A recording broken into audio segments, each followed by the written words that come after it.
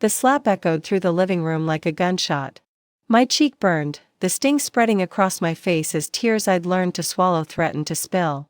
The silence that followed was deafening, broken only by the cruel laughter bubbling up from the couch. About time someone put her in her place. Vivian sneered, her voice dripping with satisfaction. My mother-in-law's eyes sparkled with malice as she adjusted her designer glasses, watching me with the same expression she'd wear watching a bug being squashed. The girl never learns. My sister-in-law, Belle, giggled behind her manicured hand. She had it coming, honestly, walking around here like she owns the place. I stood frozen, my hand pressed against my burning cheek, tasting blood where my teeth had cut the inside of my mouth.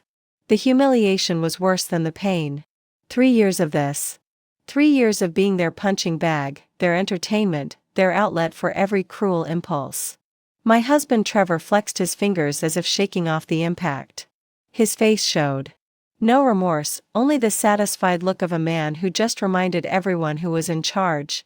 Maybe now you'll think twice before embarrassing me in front of my colleagues, he said, straightening his tie with casual indifference.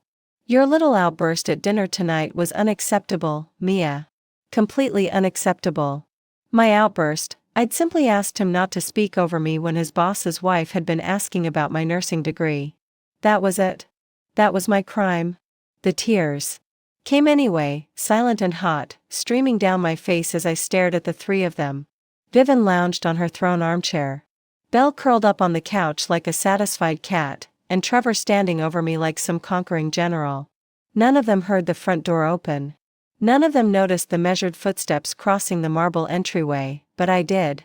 I turned toward the living room entrance just as my father stepped into view, flanked by 2 men in military fatigues. Colonel James Camden stood in the doorway, his steel-gray eyes taking in the scene with the calculating precision of a man who'd spent 30 years reading battlefields. The room fell silent. The change was instant and absolute. Trevor's satisfied smirk froze on his face. Vivian's laughter died in her throat. Belle stopped mid-giggle, her eyes widening as she took in the 2 armed soldiers standing at attention behind my father. Dad's gaze moved slowly from my tear-streaked face to my reneging cheek, then to Trevor's still raised hand. His expression didn't change, but something shifted in the air, something that made even the house itself seem to hold its breath. When he finally spoke, his voice was quiet, controlled, and more terrifying than any shout could ever be. Gentlemen, he said to his companions, never taking his eyes off Trevor. I believe we found our target. Before we continue, please write in the comment which country you are watching this video. We love knowing where our global family is tuning in from. And if this is your first time on this channel, please subscribe. Your support helps us bring even more epic revenge tales of life. Enjoy listening. 6 hours earlier. I should have known. The evening would end badly when Vivian started rearranging the place settings.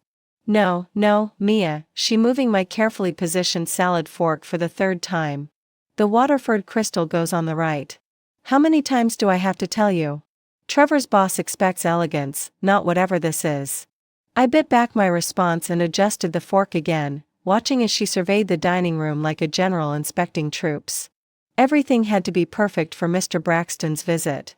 Trevor had been angling for a promotion at the law firm for months. And tonight's dinner was supposed to seal the deal. The flowers are too tall, Belle announced from her perch on the kitchen counter, filing her nails while I finish the appetizers. They'll block conversation. Honestly, Mia, it's like you've never hosted before. I haven't. I wanted to say because you never let me, but I'd learned to keep my mouth shut. 3 years of marriage had taught me that much. Trevor appeared in the kitchen doorway, adjusting his cufflinks with that self-important air he'd perfected since making junior partner. He looked good in his tailored suit, he always did. That's what had drawn me to him in the first place. Back when I was young and stupid enough to believe that charm and good looks meant something. How much longer? He asked, checking his Rolex. Braxton will be here in an hour, and I need everything perfect. Almost done, I said, spooning the caramelized onion tart onto serving plates. I'd spent all afternoon making his favorite appetizer from scratch. The same way I'd learned to make all his favorite things, small gestures of love that had somehow become requirements, expectations, demands. He moved behind me, placing his hands on my shoulders in what might have looked like affection to an observer. But I felt the tension in his grip, the subtle warning. "You know how important tonight is," he murmured near my ear. "Don't embarrass me." The words hit like ice water. I turned to face him, searching his eyes for some trace of the man I'd married, but finding only cold calculation. "When have I ever embarrassed you?" I asked quietly. His smile was sharp. "There's always a first time." Vivian clapped her hands from the dining room. "Trevor, darling, come look at the centerpiece. I think we need to change it entirely." He squeezed my shoulders once more, too hard, and walked away. I stood in the kitchen, staring at the tarts I'd made with such care, and wondered when my life had become a performance I could never quite get right. "You're glowing," Trevor had whispered against my ear 2 years ago as we swayed on the dance floor, surrounded by 200 of our closest friends and family. My wedding dress felt like silk clouds, and the candlelight turned everything golden and magical. "I love you, Mrs. Brennan," he said, spinning me gently. "I'm going to take such good care of you." I believed him. God help me. I believed every word. The reception was everything I dreamed of. Elegant, romantic, perfect. My father had walked me down the aisle in his dress blues, medals gleaming on his chest, pride shining in his eyes. Even he seemed charmed by Trevor, impressed by his law degree and his ambitious plans. "He seems solid," Dad had said during our father-daughter dance. "Driven. That's good in a man as long as he remembers what's really important." I'd laughed, spinning in my beautiful dress, surrounded by love and hope and possibilities. "He adores me, Dad. You should see how he takes care of me." Dad's eyes had grown thoughtful.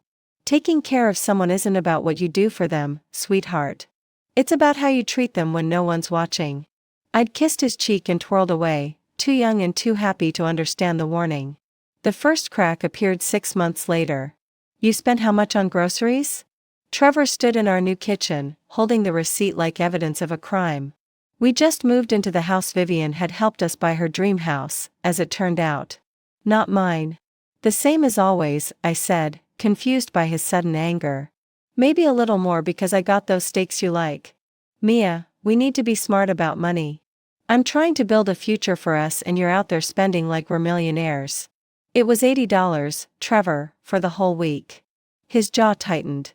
"It's not about the amount. It's about the principle. I work my ass off and you just spend without thinking." I stared at him. This man I'd married.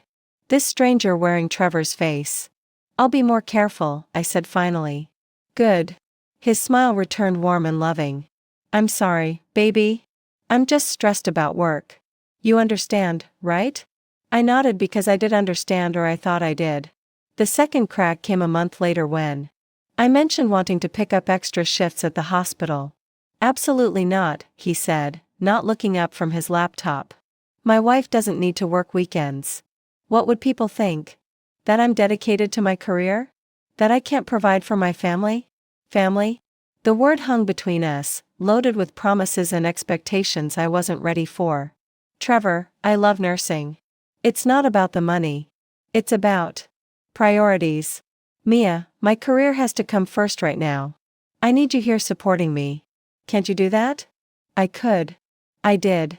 I rearranged my schedule, turned down opportunities, made his needs my priority. Because that's what wives did, wasn't it? That's what love looked like. But late at night, lying beside him in our bed, I'd stare at the ceiling and wonder when loving someone had started to feel like losing myself. Vivian Brennan had perfected the art of cruelty, disguised as concern. "Oh, honey," she said, fingering the fabric of my dress at our first family dinner after the honeymoon. "Is this from Target? How practical." Trevor laughed. Actually laughed at his mother's backhanded compliment. "Mom, not everyone can shop at Nordstrom." "Of course not." Vivian smiled sweetly. "I just want Mia to represent the family." "Well, image is so important in your father's business circle." I'd spent a week's pay on that dress, thinking it was beautiful, appropriate, me, but under Vivian's scrutiny, I felt cheap and shabby and completely out of place in their pristine dining room. "I could take you shopping sometime," Belle offered. With fake enthusiasm.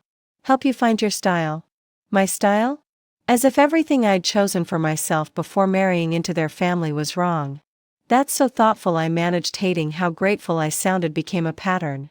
Every family gathering, every holiday, every casual visit turned into a masterclass in subtle humiliation. My cooking wasn't sophisticated enough. My job wasn't prestigious enough. My family wasn't wealthy enough. My everything wasn't enough. And Trevor did nothing. Worse than nothing, he participated. Mia made this casserole, he'd say at dinner parties, his tone apologetic. She's still learning to cook for a crowd. Mia's not much of a decorator, he'd explain when guests commented on our sparse living room. We're waiting until she develops better taste. Each casual dismissal felt like a tiny death, a small piece of myself being erased.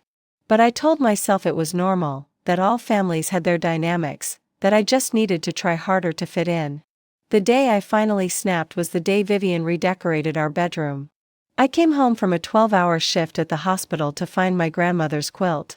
The one thing of real value I'd brought to the marriage, crumpled in a garbage bag by the door. "Oh, good, you're home," Vivian called from upstairs. "I had the most wonderful idea while you were at work. Come see." I climbed the stairs on shaking legs, the garbage bag clutched in my arms. Our bedroom had been transformed into something from a magazine. All neutral tones and expensive fabrics. Beautiful, cold, and completely without personality. "Isn't it gorgeous?" Vivian beamed. "I got rid of all those shabby little touches and gave you something worthy of Trevor's position. You'll thank me later." "My grandmother's quilt," I whispered. "Oh, that old thing, darling. It was falling apart. I had the maid throw it away. Trust me, this is so much better." That night, when Trevor came home to find me crying over the garbage bag, he didn't comfort me. He didn't rage at his mother for overstepping. He didn't even seem to understand why I was upset. "It's just a blanket. Mia, look at what she did for us. The room looks incredible. We should be grateful." Grateful. I should be grateful that the last piece of my grandmother had been thrown away like trash. I should be grateful to live in a beautiful prison where nothing of mine was allowed to exist. That was the night I first thought about calling my father. I didn't do it. I told myself I was being dramatic, that marriage required sacrifice, that I was lucky to have a family that cared enough to help me improve. But I kept his number in my phone, and sometimes in my darkest moments, I'd stare at it and wonder what would happen if I pressed call. The dinner party was going well. Too well, as it turned out. Mr. Braxton was a distinguished man in his 60s with kind eyes and an easy laugh. His wife Andrea was warm and engaging, asking genuine questions about my work at the hospital. "Pediatric nursing must be incredibly rewarding," she said over the main course. "I've always admired people who work with children. It takes such patience and skill." I felt myself relaxing for the first time in hours. It really is wonderful. Just last week, we had this little boy who'd been terrified of his surgery. And by the time he left, "Mia is being modest," Trevor interrupted smoothly. "She just does basic bedside care. Nothing too technical." The words hit like a slap. Basic bedside care. As if my 4-year degree, my certifications, my years of experience meant nothing. As if comforting frightened children and managing complex medical equipment was somehow beneath notice. Andrea frowned slightly. "Actually, pediatric nursing requires extensive specialized training. My daughter considered it before going into family practice." "Oh, yes," I said, finding my voice again. "The continuing education alone is Mia tends to oversell her role." Trevor cut in with a laugh that didn't reach his eyes. "You know how it is. Everyone wants to sound important." The table fell quiet. Even Vivian looked uncomfortable. Though whether from Trevor's rudeness or the awkwardness of the moment, I couldn't tell. Mr. Braxton cleared his throat. "Actually, Trevor, I think your wife was sharing something meaningful." "Andrea, you were asking about the little boy." He turned to me expectantly, and I saw something in his eyes. Respect, encouragement, genuine interest. It had been so long since someone had looked at me that way. "He was 7, I continued, my voice stronger now. "Brain tumor surgery, and he was convinced he'd wake up different. So, we spent hours talking. About superheroes, about how sometimes people get special powers from going through hard things.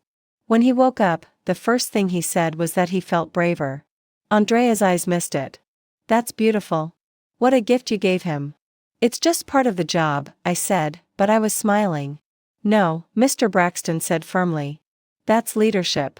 That's the kind of emotional intelligence that makes the difference between good healthcare and exceptional healthcare. I felt something unfurl in my chest. Pride, validation, the forgotten feeling of being seen and valued. For a moment, I remembered who I used to be before I became Trevor's wife. Before I let his family reshape me into their idea of acceptable. But Trevor's face was darkening with each word of praise. And I knew I'd pay for this moment later. The rest of dinner passed in a blur of forced conversation and mounting tension. I could feel Trevor's anger radiating across the table, even as he maintained his charming facade for our guests. When the Braxtons finally left with warm handshakes and genuine compliments about the evening, I knew the mask was going to come off. I just didn't know how ugly it would get. What was that? Trevor's voice was deadly quiet as the front door closed behind our guests. Vivian and Belle had retreated to the living room with their wine, leaving us alone in the foyer. What was what? I asked, though I knew exactly what he meant. Don't play dumb, Mia. You completely dominated the conversation. Made yourself the center of attention. Made me look like I don't appreciate my own wife. I was answering Andrea's questions. She was interested in. She was being polite. His voice rose slightly before he caught himself glancing toward the living room. And you turned it into some kind of performance going on and on about your job. Like you're some kind of hero. I wasn't. You embarrassed me. In front of my boss, in front of the man who controls my future at the firm. I stared at him, this man I'd promised to love and honor, and felt something shift inside me. I embarrassed you by being good at my job. You embarrassed me by forgetting your place. The words hung in the air between us like a thrown gauntlet. My place? As if I were some medieval servant who dared to speak above her station. My place, I repeated slowly. You know what I mean? No, Trevor. I don't. Please explain to me exactly what my place is. His jaw tightened. Your place is supporting me. Supporting this family. Not grandstanding about bedside manner and children's stories while I'm trying to make a professional impression. I was being myself. Well, maybe that's the problem. The words hit like a physical blow. I actually stepped back, pressing my hand to my chest as if I could hold my heart together. From the living room came the sound of Vivian's laughter, high and sharp. I told you she'd ruin it, she called out. The girl has no sense of propriety. Mother, please, Trevor said, but there was no real rebuke in his voice. No, let her speak. I said, walking toward the living room. Clearly, everyone has opinions about my behavior tonight. Vivian was perched in her usual spot, wine glass in hand, looking like a queen holding court. Belle lounged beside her, phone in hand, but eyes bright with interest. Oh, honey, Vivian said with mock sympathy. I know you meant well, but you have to understand. Tonight wasn't about you. It was about Trevor's career, his future, and you made it all about your little nursing stories. My little nursing stories, I repeated. She's right, Mia. Belle chimed in. You kind of hijacked the whole conversation. It was awkward. I looked around the room at these three people.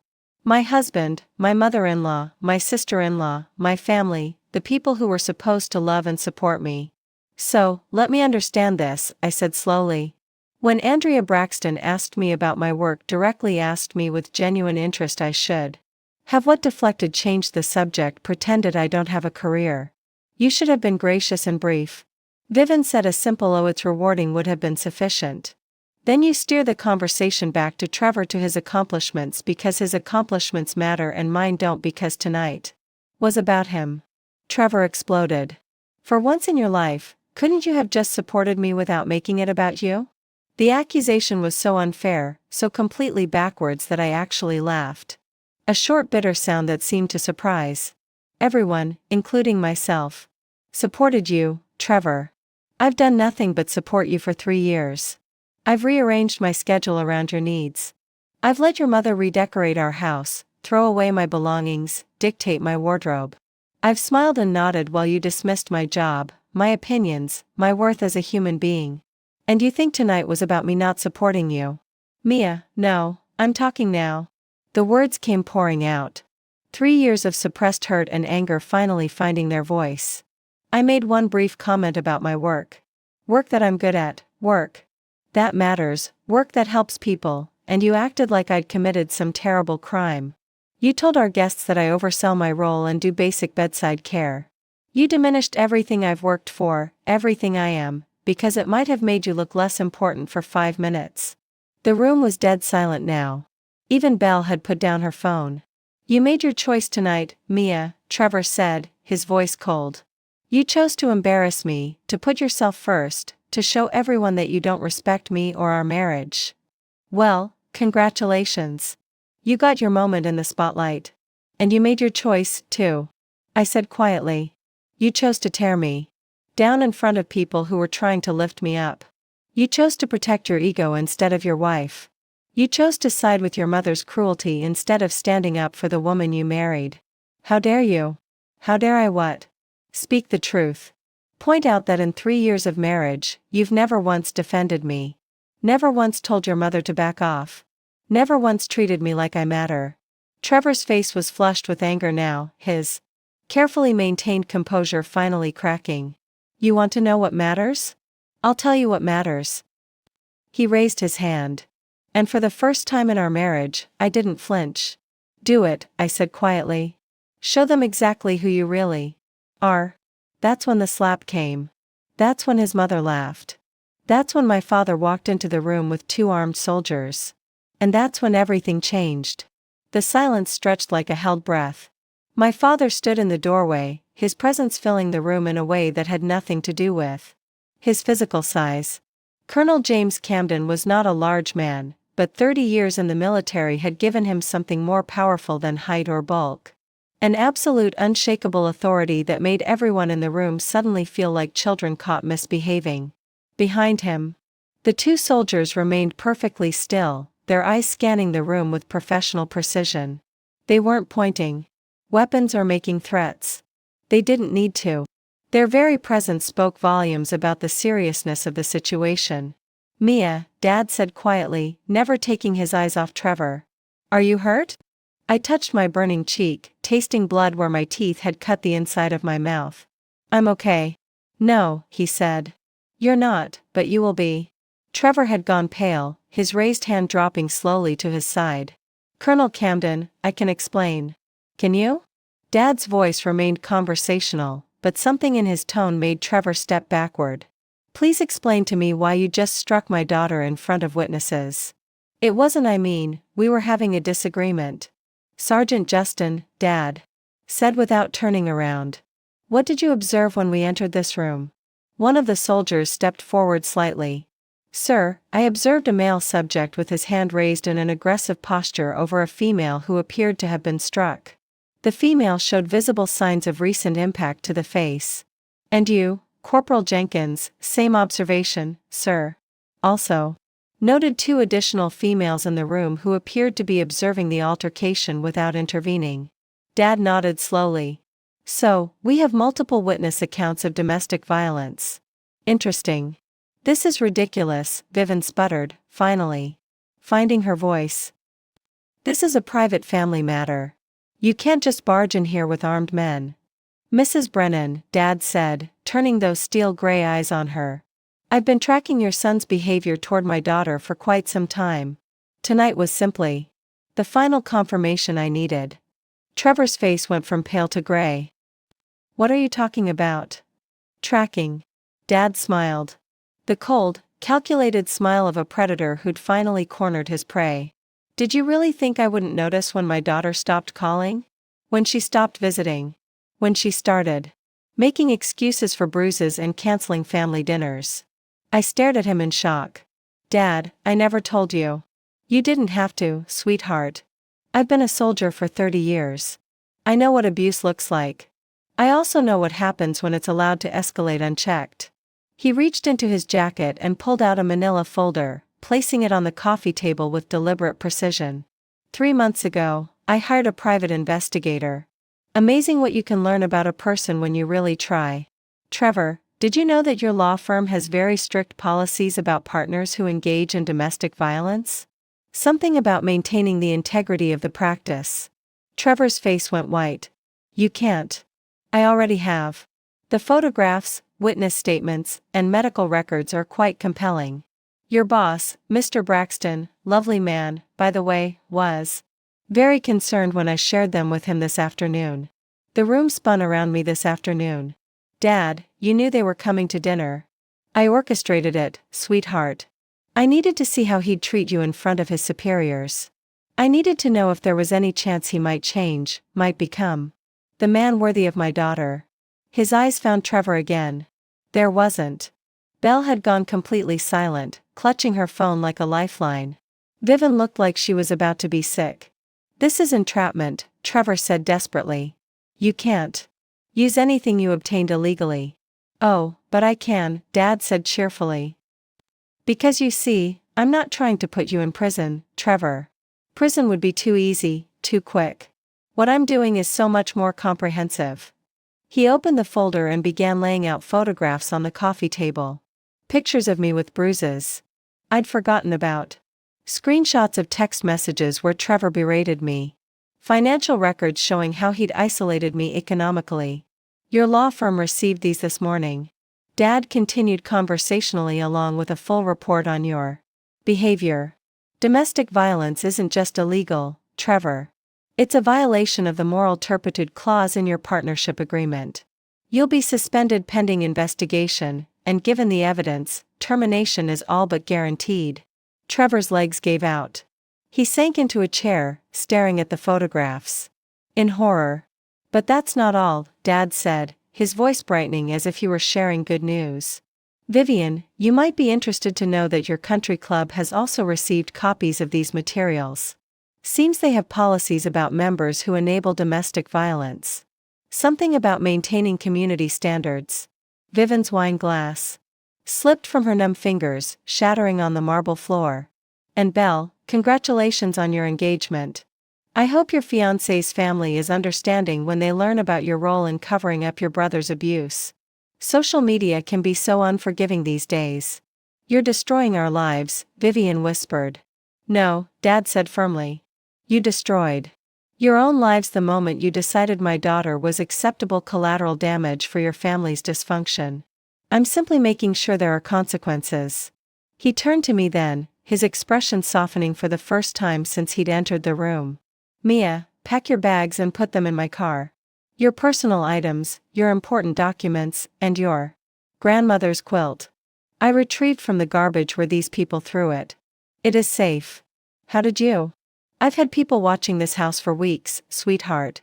I know every entrance, every hiding place, every secret these people thought they could keep. He held out his hand to me. It's time to come home. I looked around the room one last time. At the husband who'd just shown his true colors, at the mother-in-law who'd tortured me for years, at the sister-in-law who'd enabled it all. 3 years of my life wasted on people who'd never valued me. But I wasn't that broken woman anymore. Standing there with my father's hand extended, surrounded by the consequences of their own actions, I felt something I hadn't experienced in years. I felt free. Actually, Dad, I said, straightening my shoulders. I have something to say first. I looked at Trevor, really looked at him and felt the strangest sense of clarity. This man who had controlled me through fear and manipulation suddenly seemed small, pathetic, utterly powerless. 3 years ago, I married you because I thought I loved you, I said, my voice steady and clear. But I realize now that I was in love with a lie. The man I married, kind, supportive, loving, never existed. You showed me exactly who you were tonight, just like you've been showing me for years. I just wasn't ready to see it. Trevor opened his mouth to speak, but I held up my hand. I'm not finished. For 3 years, I've apologized for things that weren't my fault. I've made myself smaller so you could feel bigger. I've let you and your family convince me that I was the problem, that I needed to change, that I wasn't enough. But tonight, when Andrea Braxton looked at me with respect, real respect, I remembered something important. I turned to face Vivian, who was still staring at the shattered wine glass at her feet. Vivian, you spent 3 years trying to erase me, replacing everything I was with your vision of what Trevor's wife should be. You threw away my grandmother's quilt like it was garbage. But you know what? That quilt survived the Great Depression, World War II, and 3 generations of strong women, just like I'm going to survive you. Vivian's mouth opened and closed like a fish gasping for air. And Brielle, I continued, turning to my sister-in-law. You enabled every cruel thing your mother did to me. You laughed at my pain, participated in my humiliation, and stood by while your brother hit me. That makes you just as guilty as he is. Belle's phone had started buzzing insistently, probably her fiancé, wondering why pictures of tonight's scene were already appearing on social media. Dad's people had been thorough. But here's what you all failed to understand, I said, taking a step closer to Trevor. I'm not just a nurse. I'm a damn good nurse. I save lives. I comfort children who are afraid. I make a difference in this world every single day. And that matters. That has value. That is enough. Trevor's face crumpled. Mia, please. We can work this out. I'll get help. I'll change. No, I said firmly. You had 3 years to change. 3 years to choose love over control, respect over dominance, partnership over ownership. Instead, you chose to hit me in front of your mother while she laughed. There's no coming back from that. I pulled off my wedding ring, the beautiful diamond that had once symbolized forever, and set it on the coffee table next to the photographs of my bruises. This marriage is over. My lawyer will be in touch about the divorce proceedings. I went upstairs and packed my bags just as Dad instructed. You can't just leave, Vivian said desperately. We're family. We can fix this. I turned to look at her one last time. Family doesn't throw away the things you love. Family doesn't laugh when someone gets hurt. Family doesn't enable abuse and call it love. You were never my family, Vivian. You were my jailers. Dad stepped forward then, his hand still extended. Ready now, sweetheart? I took his hand, feeling the strength and steadiness I'd inherited from him, flowing through me. I'm ready. As we walked toward the door, flanked by the 2 soldiers, I heard Trevor call out behind us. Mia, wait. You can't do this. I love you. I stopped at the threshold and looked back at him one last time. If this is what you call love, Trevor, then you don't know what the word means. And then I walked out of that house and into the rest of my life. 6 months later, the pediatric wing of St. Mary's Hospital was quiet in the early morning hours. I just finished my rounds, checking on my little patients, adjusting for drips, and reassuring worried parents. It was the work I'd always loved, but now it felt different somehow. More meaningful, more mine. Nurse Camden. A small voice called from room 312. I smiled, heading toward the voice. Emma, age 6, post-surgery for a kidney condition, had been my patient for 3 days. She was scared, homesick, and desperately missing her dog. What's up, sweetheart? I asked, settling into the chair beside her bed. I can't sleep. My tummy hurts, and I keep thinking about Buster. What if he forgets me? Oh, honey, I said, taking her small hand in mine. Dogs don't forget the people they love. Buster is probably sitting by your bedroom door right now, waiting for you to come home. Really? Really? And you know what? When you get out of here tomorrow, he's going to be so excited to see you that he'll probably knock you over with kisses. Emma giggled, the sound bright in the dim room. He does that even when I just come home from school. That's because you're his favorite person in the whole world. I stayed with her until she fell asleep, singing the same lullaby my grandmother used to sing to me. The one I remembered every time I looked at the quilt now spread across my bed in my new apartment. My phone buzzed as I stepped out of her room. A text from my father. Saw the news. Thought you should know. Attached was a link to a local Business Journal article. The headline read, Brennan and Associates under investigation for partner misconduct. I scrolled through the article feeling a strange mix of satisfaction and sadness. Trevor had been officially terminated from the firm. The investigation had revealed not just the domestic violence evidence Dad had provided, but also financial irregularities and client complaints that had been swept under the rug due to his family connections. The law firm was now facing a class action lawsuit from former clients who claimed Trevor had mishandled their cases. Another text popped up. This one from my lawyer. Vivian's attorneys want to settle the defamation suit out of court. She's offering full restitution for your personal items plus damages. Looks like social media exile is expensive. I smiled, remembering how Vivian's perfect reputation had crumbled within weeks of Dad's revelation. The country club expulsion had been just the beginning. When the photos and recordings went viral, carefully edited to protect my privacy while exposing their cruelty, Vivian had become a social pariah overnight. Her charity board positions, her volunteer work, her entire carefully constructed image had disappeared like smoke. The best part, she couldn't even blame me. Every bit of evidence had come from their own actions, their own words, their own choices. Mia, Dr. Arabella Cohen appeared at my elbow. Your 7 a.m. surgery prep is ready in room 318. And congratulations, by the way. Congratulations, he grinned. Check your email. The promotion committee met yesterday. My hands shook as I pulled up my work email on my phone. There it was. Congratulations on your promotion to pediatric nursing supervisor. Your leadership qualities and dedication to patient care make you an obvious choice for this role. The position I'd been quietly working toward for years.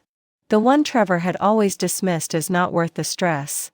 The one that came with a significant salary increase and the authority to implement the family support programs I'd been dreaming about. I thought about calling someone to share the news, then realized with a start that I wanted to call my father.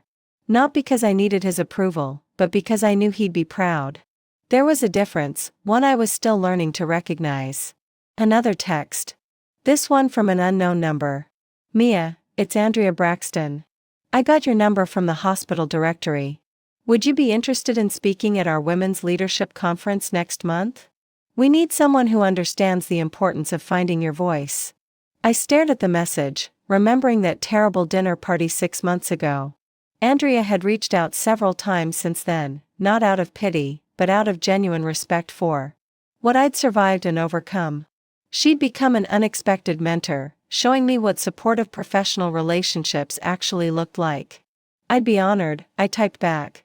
Good news, Dr. Cohen asked, noticing my smile. The best, I said.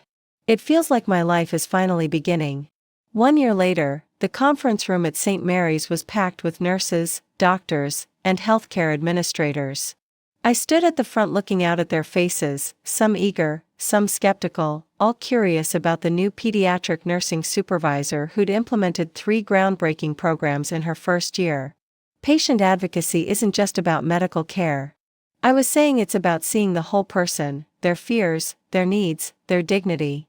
It's about standing up for those who can't stand up for themselves. A hand shot up from the middle of the room. What about when advocacy puts you in conflict with authority figures? How do you navigate that? I smiled, thinking of all the times I'd failed to advocate for myself, all the moments I'd stayed silent when I should have spoken up. That's the hardest part, I admitted. But I've learned that the cost of staying silent is always higher than the cost of speaking up. Your voice has power. Use it. After the presentation, I was packing up my materials when someone cleared their throat behind me. Excuse me, Miss Camden. I turned to find a young woman, maybe 25, with nervous eyes and a bruise on her wrist that she was trying to hide with her sleeve. I'm Lisa, she said quietly. I'm a new nurse here and I was wondering if I could talk to you sometime privately. My heart clenched. I saw myself in her nervous posture, her careful way of speaking, the way she kept glancing at the door as if someone might be watching. Of course, I said gently. My office is always open. Or if you'd prefer somewhere more private, we could get coffee. Relief flooded her face. Coffee would be good. There are some things, some situations I'm dealing with at home, and I heard you might understand. I do understand, I said. And I want you to know whatever you're going through, you're not alone. She nodded, tears threatening to spill. Thank you. I've been trying to figure out how to find the courage. The courage is already there, I told her. Sometimes we just need help recognizing it. After she left, I sat in my office for a long moment, thinking about the chain reaction that had started with Dad walking into that living room. My freedom had led to Trevor's downfall, which had led to my promotion, which had led to programs that helped other people find their strength. My phone rang, interrupting my thoughts. Dad's name appeared on the screen. Hey, Dad. Hey, sweetheart. How did the presentation go? Really well. I think we're going to get approval for the domestic violence screening program. I'm proud of you, Mia, not just for surviving what you went through, but for turning it into something that helps others. I smiled, looking out my office window at the city beyond. I had a good teacher. Speaking of which, how's retirement treating you? He chuckled. Can't complain, though. I may have found a new project. There's a veteran support program that could use some organizational help. Dad, I said laughing. You've been retired for 3 months. You're supposed to be relaxing. Relaxing is overrated. Besides, some battles are worth fighting even when the war is officially over. After we hung up, I pulled out the file for my next project proposal, a support group for healthcare workers dealing with domestic violence. The statistics were staggering. The same people who spent their days caring for others often went home to situations where they received no care at all. My computer timed with a new email.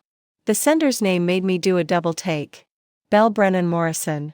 I hesitated before opening it. In the year since I'd left Trevor, I'd heard bits and pieces about his family through the legal proceedings. Vivian had moved to Florida to live with her sister. Her reputation in shambles. Trevor had declared bankruptcy and was working at a small firm in another state. But Belle, dear Mia, the email began. I know I have no right to contact you, and I understand if you delete this without reading it, but I needed to try to apologize for my part in what happened to you. My engagement ended 6 months after when the photos from that night surfaced. At first, I was angry at you, at your father, at the whole situation. But as time passed, I started to understand what we had done. To you. What I had done. I watched my brother hurt you and I said nothing. I participated in my mother's cruelty and I called it family loyalty. I enabled abuse and convinced myself it wasn't my responsibility to stop it. I've started therapy to understand why I made those choices. I'm learning about trauma, about enabling behaviors, about the damage we cause when we stay silent in the face of injustice. I don't expect forgiveness. I don't even think I deserve it. But I wanted you to know that your courage in leaving and the way you've rebuilt your life has inspired me to finally examine my own behavior and try to become a better person. I hope you're happy. You deserve all the happiness in the world. I read the email twice, feeling a complex mix of emotions. Anger at how long it had taken her to see the truth. Sadness for the years I'd lost, but also something unexpected. A small flicker of hope that maybe sometimes people really could change. I wouldn't respond to the email. That chapter of my life was closed and I had no interest in reopening it. But I was glad to know that the ripples of that night continued to spread, forcing people to confront uncomfortable truths about themselves. My phone buzzed with a text from Lisa, the young nurse from earlier. Would tomorrow at 2 p.m. work for coffee? I'm ready to talk. Perfect. I texted back. I'll be there. As I gathered my things to leave the office, I caught my reflection in the window. The woman looking back at me was someone I barely recognized from a year ago. Confident, purposeful, unafraid. He had scars, we all do, but they were proof of battles fought and won, not wounds that needed hiding. I thought about 7-year-old Emma, who'd gone home to her dog Buster and sent me a drawing of the two of them playing in their backyard. I thought about Andrea Braxton, who'd become not just a mentor, but a genuine friend. I thought about Dad, who taught me that sometimes love means having the courage to fight for what's right. And I thought about Lisa, who would learn what I'd learned, that courage isn't the absence of fear. It's the decision that something else is more important than the fear. Walking out of the hospital into the warm evening air, I felt something I'd almost forgotten how to feel. I felt powerful. The wedding was small, just close friends, family, and a few colleagues from the hospital. I stood in front of the mirror in my childhood bedroom, adjusting the simple white dress I'd chosen myself, without input from anyone who thought they knew better. You look beautiful, sweetheart. I turned to find Dad in the doorway, handsome. In his dress, blues, medals gleaming on his chest, just like they had at my first wedding. But this time felt different. This time, I wasn't a young woman trying to please everyone. I was a woman who knew her own worth. Thank you for everything, Dad, I said, taking his offered arm. For seeing what I couldn't see, for fighting when I couldn't fight. For believing I was worth saving. You saved yourself, Mia. I just made sure you had the chance to do it. The ceremony was in the hospital's memorial garden, surrounded by flowers and sunshine, and people who genuinely cared about my happiness. Dr. Arabella Chin had offered to officiate. She'd gotten ordained online specifically for the occasion, claiming it was the least she could do for her favorite supervisor. But this wasn't a traditional wedding. There was no groom waiting at the altar. No vows of till death do us part. Instead, I stood before my chosen family and made promises to myself. I, Mia Camden, promised to honor my own voice, to trust my own judgment, and to never again make myself small for someone else's comfort. I promised to continue healing, growing, and helping others find their strength. I promised to remember that I am enough exactly as I am. The crowd, my real family, chosen rather than inherited, cheered as I slipped a simple silver ring onto my own finger. A promise ring, a commitment ring, a reminder that the most important relationship I'd ever have was the one with myself. Later, at the reception in the hospital cafeteria, transformed with fairy lights and flowers donated by grateful patients' families, I found myself surrounded by love in its truest form. Colleagues who respected my work, friends who valued my friendship, patients' families who'd been touched by my care. And in the corner, mostly unnoticed by the other guests, sat Lisa, no longer the frightened young nurse who'd asked for help 2 years ago, but a confident woman who now ran her own support group for health workers in abusive relationships. Speech, someone called out, and soon the whole room was chanting for me to speak. I stood up, looking around at these faces. My chosen family. My real family, the people who'd supported my journey back to myself. 2 years ago, I thought my life was over. I'd lost myself so completely that I didn't even remember who I'd been before. But I learned something important. You can't destroy someone who refuses to stay broken. Applause filled the room, but I held up my hand. The woman who was hid in that living room, who was laughed at and belittled and made to feel worthless, she's still part of me. But she's not all of me. She's the part that learned resilience, that developed empathy, that understands how precious it is to be truly seen and valued. I caught Dad's eye across the room. He was trying not to cry and failing completely. So today isn't just about celebrating my freedom from an abusive marriage. It's about celebrating the woman I've become because of that struggle. It's about recognizing that sometimes the worst things that happen to us become the foundation for the best things we do. I raised my glass of sparkling cider. Here's to second chances, chosen families, and the courage to rewrite our own stories. Here's to knowing that we are all worthy of love, especially from ourselves. As the room erupted in cheers and applause, I felt a deep sense of completion. Not the kind that comes from finding someone else to complete you, but the kind that comes from finally becoming whole on your own. Later that evening, as I sat in my apartment, my space decorated with my things filled with my choices, I pulled out a letter I'd been working on. It was addressed to no one in particular, but it contained everything I wished I could tell my younger self. Everything I wanted other women to know. Dear woman who feels trapped, your situation is not your fault. But your healing is your responsibility. The person hurting you will not change because you love them enough, sacrifice enough, or become perfect enough. They will change only if they choose to do the work. And that choice has nothing to do with you. You are not crazy. You are not too sensitive. You are not asking for too much when you expect to be treated with basic human respect. Trust your instincts. They are trying to protect you. Leaving is not failure. Staying in a situation that destroys your soul is not love. You do not owe anyone your destruction. Not even family, not even the person you married. You have more strength than you know. You have more options than you can see right now. You have more value than anyone who hurts you will ever be able to recognize. Your voice matters. Your dreams matter. You matter. And when you finally find the courage to walk away, know that there are people waiting to catch you, to support you, to help you remember who you really are. You are worth fighting for. You are worth saving. You are worth the hard work of rebuilding your life. Start with one step, then another, then another. You are stronger than you know. Love, a woman who made it out. I folded the letter fully and added it to the stack I'd been collecting for months. Tomorrow, I'd give them to Lisa to distribute in her support groups.